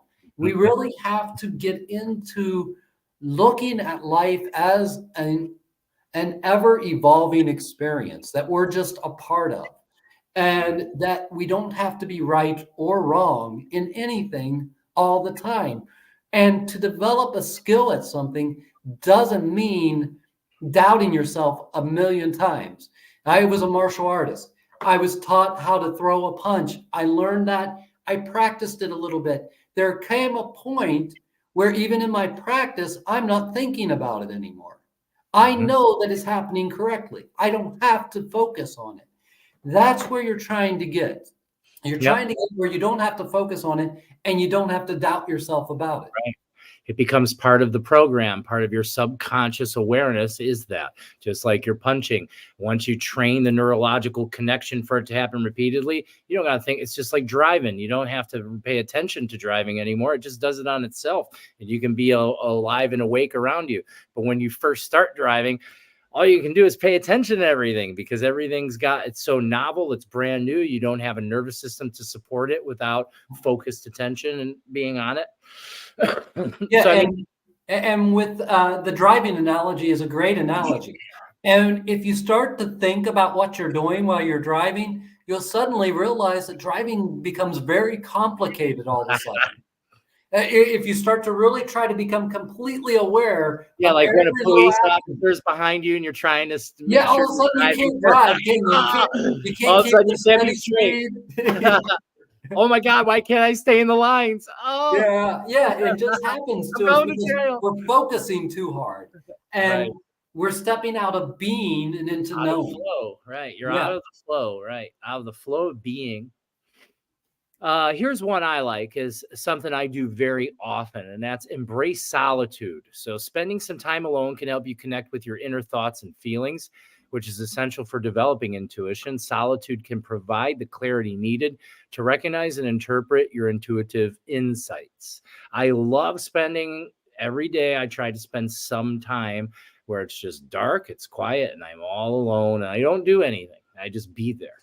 And that's something that's been such a huge tool to me along my journey. And then I found it even more interesting during my time with you, when you had us do blackening, because I was like, shit, I already do this, I love this, so I was like, but it was even more so because now it like had like an energy behind it. Like it came with the instructions that came from you also came with a form of energy or frequency that I was able to become aware of while I was doing my normal kind of solitude. Like I can also find great solitude. I don't have to be in a dark room. I can be anywhere. I can go anywhere now. And because it's a feeling, it's a frequency of consciousness. I could be anywhere and find solitude because it's the feeling with the spaciousness I find within me is kind of where that comes. So like today I was sitting on a park bench this morning with the sun was coming up. I was hanging out with some nature beings and opening up. And that's kind of became very much, even though I'm enveloped in everything that's happening, it was just this solitude kind of feeling, this isolated kind of feeling where I'm just there and I'm experiencing everything from within inside me. Like, and there is no external anymore. It's just me, and everything's just me. And just that little bit of time, I only need is just a few minutes, and it's wildly recharging in some sort of way. And I can tell how it starts to consistently help and develop my nervous system. Yeah. Another thing I'd throw in there along the same lines is just being in nature. And I really like the idea of walking, not just sitting statically still, but going into nature and moving through it, walking through it and continuing to move until the internal monologue quiets down. The internal monologue is always there. That's something people get wrong about meditation, that it vanishes.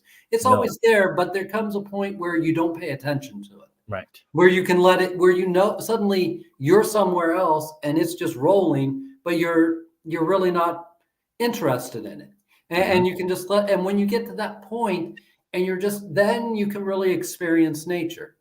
Then all of a sudden you hear all the birds and you feel all these energies. Another cool thing you might want to do is when a thunderstorm's coming, just sit there and feel the ions in the air and just try to notice where the next lightning bolt's going to come down and just kind of guess. Oh, I think it's going to come right down over there. Oh, I think it's going to be over here this time. Oh, I think it's going to be male lightning. Oh, I think it's going to be female lightning. Here's another one. I wrote down a bunch of different stuff that kind of came to me today.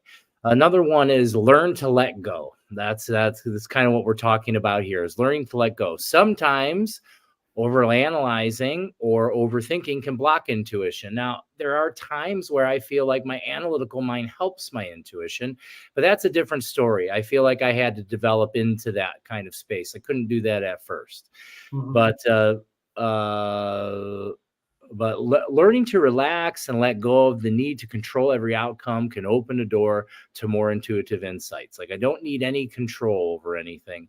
when I'm in that mode of allowing the intuitive hit to come to itself, to kind of just show up. It's just like you were saying, it's all about attention. That's what really, that, like you said, a lot of people get confused, and that's what runs them away from meditation, because they think that I'm supposed to sit down and my mind's supposed to be blank like a chalkboard and there's nothing supposed to be happening. If that can't happen, I can't meditate and I give up.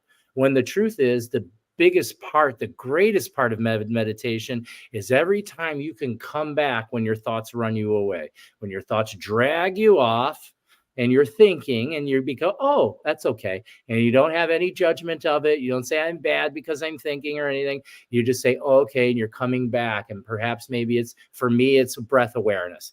The thing when I'm training and I'm moving away from myself and I start to become aware, I become aware, because there's one thing that can't happen. You can't be focused on your breath and overthink. It won't work. Try it. It doesn't work. It won't happen, because one of two things: you're either going to be thinking or focused on your breath. But if you can become back, and that's really where the growth happens. The growth doesn't happen in any other capacity except for every time that you're able to re-steer yourself, because now you're connecting a new neurological path. I always make it kind of like a path in the woods, because I love the woods, right? So it's like a path in the woods. You walk this path over and over and over. It's dirt, it's wide, it's well used, but it always takes you to the same place. Well, if you can learn to start stepping off that path and keep forcing yourself, like, it's not really force, I guess isn't the word, allow yourself to step off that path, and the path's still there, but you're walking a new one. Kind of what starts to happen is the old path starts to overgrow. The new path's the one that starts to become like dirt. So that becomes like a second kind of nature. It's a new way of just, you're trained your mind a new way to being. Like meditation, the biggest part of meditation doesn't happen while you're meditating. It's what you're learning in the meditation that you take off into your life, and you're able to display that, because that's kind of takes us right into, we live in a time now where there's shitloads of knowledge. You can go online, there's chat GPTs, there's all these bots and things that you can get knowledge from. Information. Knowledge is just information. But information is not worth a whole lot until you apply it into your reality. It's taking your information, your knowledge, applying it into your reality. By application in reality, this begins to develop experience. And then that is how we develop wisdom, is through knowledge plus experience yields wisdom. Yeah, absolutely. One of my favorite things, especially in contemplative, meditative, or trance states, is when you become aware of the thought coming. Okay, so you become aware of the internal monologue coming from a distance away. You can hear it, you can feel it. It's a thread. You can feel it somewhere in your bubble or your aura, and you can feel it moving around. And then to suddenly realize, wait a second, who is the one witnessing that coming? Because we spend so much time believing we are that. We are the processing of the mind. But when we get deep into meditation or trance states, we realize, wait a second, there's another, for lack of a better term, awareness that is aware of me thinking. Who's that? Who's that knows what I'm thinking, that notices when the thought comes, and pay no attention to the thought.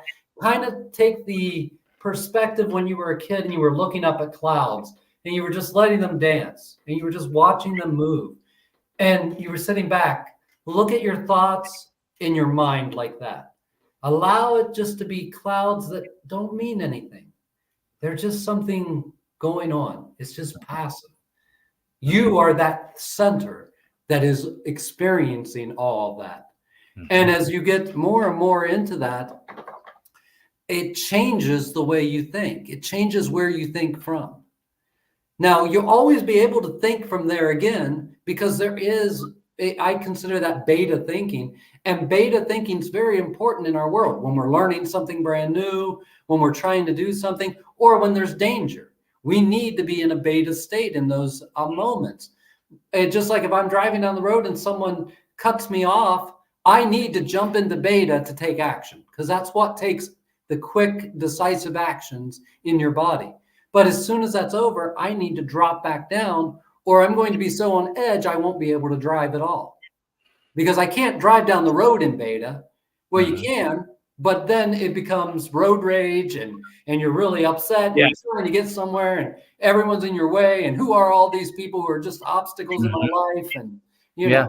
And those are all signs of having a balanced nervous system, between having a balance between sympathetic and parasympathetic reactions within the body, because even that's shown that improves heart rate variability. So like that's something like inherent to meditation and breathing are those two things that they're able to measure by improving flow of information through the vagus nerve. Actually improves our heart rate variability, which is directly related to longevity, balance of emotion, all kinds of things pop up there. So developing intuition is see, when I say develop intuition, I don't see it as something separate as when we're developing the awareness of the observer, is when I'm aware that I'm not this, I'm the observer that's watching this. That's the true awareness that begins to come. And I think that's really where a natural form of intuitive sense begins to open, because you're no longer I'm Anthony kind of thing, and just it always in that beta brainwave kind of state. Yeah, absolutely. It's when we develop that capacity to view ourselves in reality from a greater meta position, we suddenly transform what we believe we are. And as we do that, that means we transform the way we behave, the way we think, the way we talk.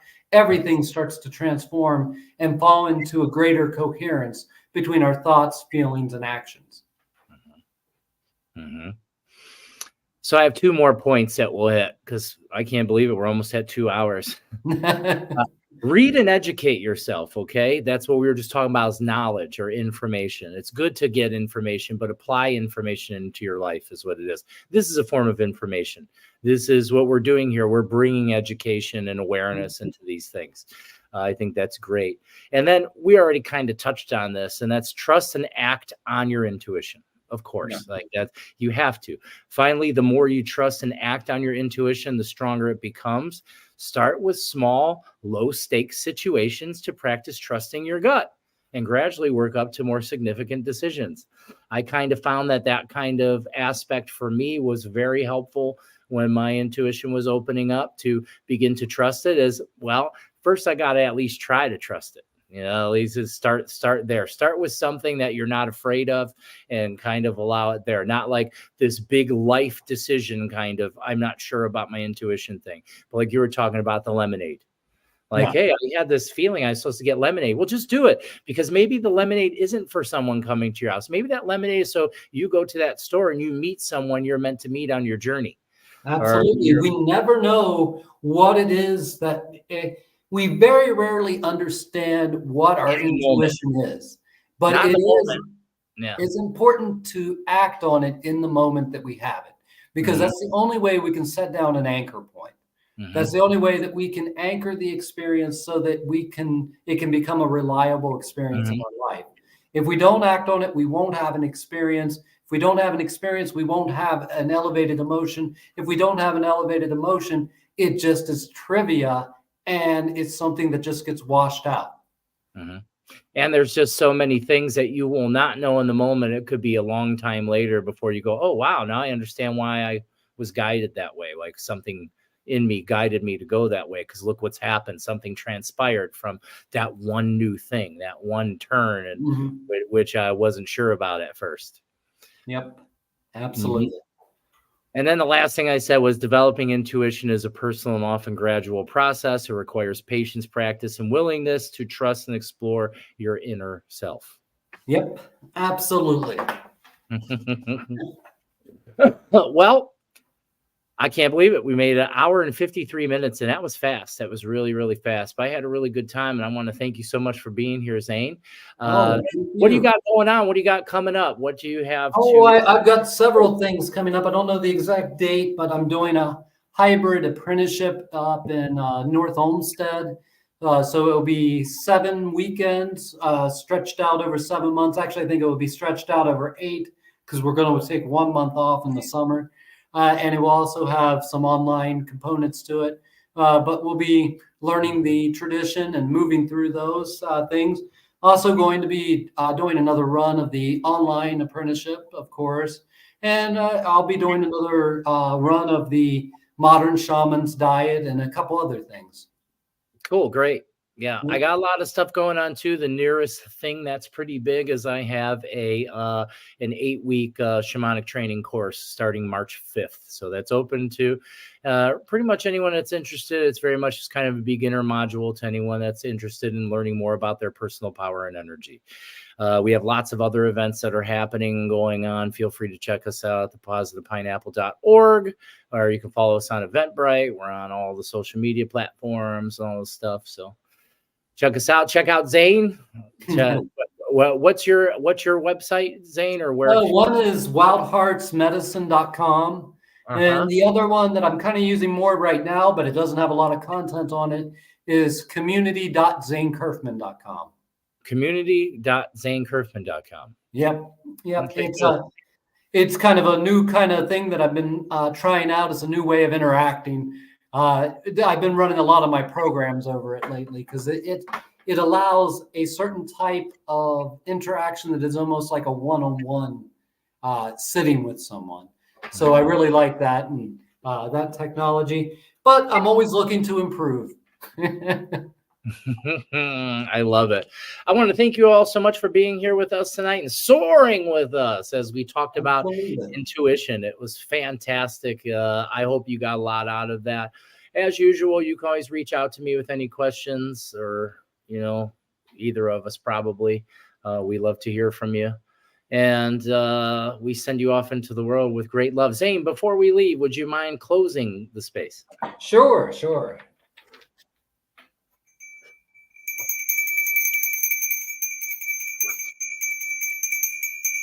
Pachamama, Pachamamita kuna. Mama uno, Mama kia. Ukavaira kuna. Ukanina. Inti taita. Kuichi, apu kuna, nusta kuna. Anak pacha nusta kuna. Pachamama nusta kuna. Texe muhu amaro. Con tiki vercocha. Anaiki kuyaiki, anaiki, sopaiki, apichai, sankonchai, munaicha, sopaiki.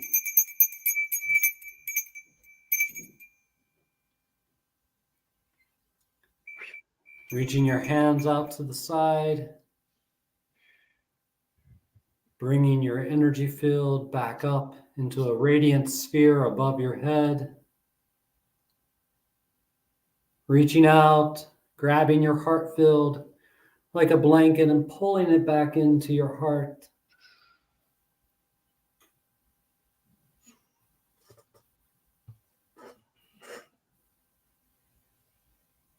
Soft stomach, open heart, clear mind, a recipe for health.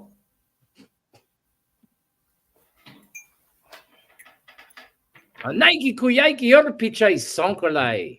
Thank you. Have a good night, everybody. Thank you.